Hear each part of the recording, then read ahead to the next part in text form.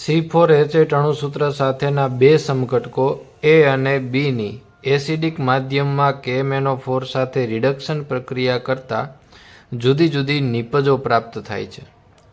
સમઘટક A ની KMnO4 with H+ સાથે પ્રક્રિયા કરતા પરિણામ સ્વરૂપે એક વાયુના ઉભરા અને એક કીટોન મળે છે. તો સંયોજન A શોધો.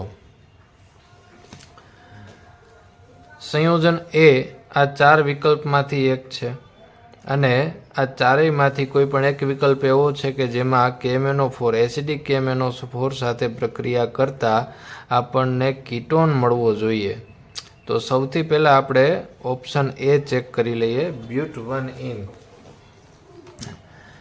CH3 CH2 CH double bond CH2 આ થયું but1in. આની એસિડિક KMnO4 સાથે પ્રક્રિયા કરીએ તો ટર્મિનલ આલ્કીન હોવાથી આપણને કાર્બોક્સિલિક એસિડ પ્રાપ્ત થશે.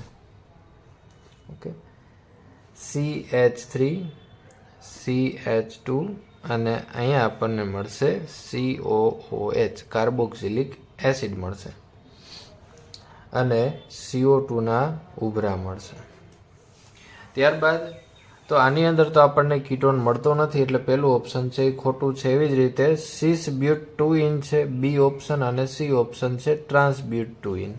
હવે આપણે KMnO4 સાથે પ્રક્રિયા કરીએ છીએ તો but2in છે એ cis હોય કે ટ્રાન્સ હોય પણ નિપજ તો આપણને કોઈ એક જ મળવાની છે.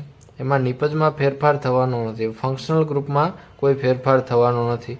તો ઓપ્શન બી અને સી વિશે વિચારીએ અને કોમનલી આપણે but2in લઈએ તો CH3 CH double bond CH CH2 with acidic KMnO4.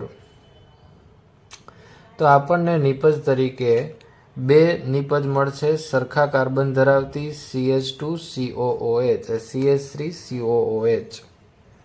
તો 2 મોલ ઓફ CH3COOH મળશે. તો આની અંદર પણ આપણને કાર્બોક્સિલિક એસિડ પ્રાપ્ત થશે. હવે ચોથું ઓપ્શન છે વિકલ્પ ડી. બી અને સી ને આપણે કેન્સલ કરીએ છીએ તો ડી ઓપ્શન લઈએ 2 methyl propyne CH3 CH3 double bond CH2 acidic KMnO4.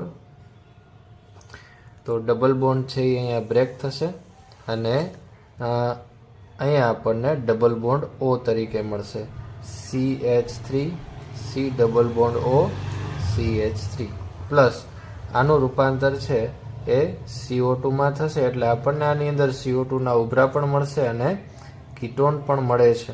તો વિકલ્પ ડી એક એવો છે કે જેની અંદર આપણને CO2 ના ઉભરા અને કીટોન આ બંને નિપજો મળે છે.